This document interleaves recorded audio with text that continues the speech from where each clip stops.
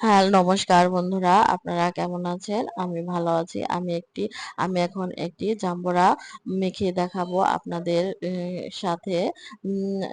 প্রথমে আমি শুকনা মরিচগুলা পুড়ে নিয়েছি। এখন আমি জাম্বুরাটা ভালো করে ছুলে কেটে নিব।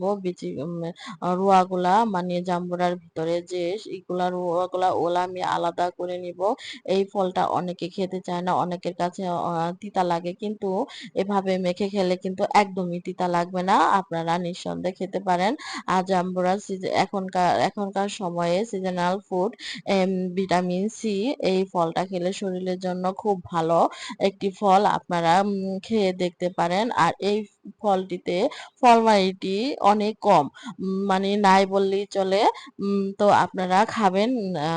দেখেন আমি প্রথমে লবণ আর শুকনা মরিচ দিয়ে মেখে নিয়েছি। আর একটু আগে আমার মেয়ের জন্য আমি আলাদা করে রেখেছি। এই তো আমার মাখাটা শেষ।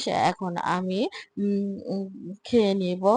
দেখেন আপনারা অবশ্যই আমাকে লাইক, শেয়ার করবেন ভুলবেন না। আর আমার চ্যানেলটার নাম হচ্ছে দীপাস কিচেন 24। ভালো থাকবেন।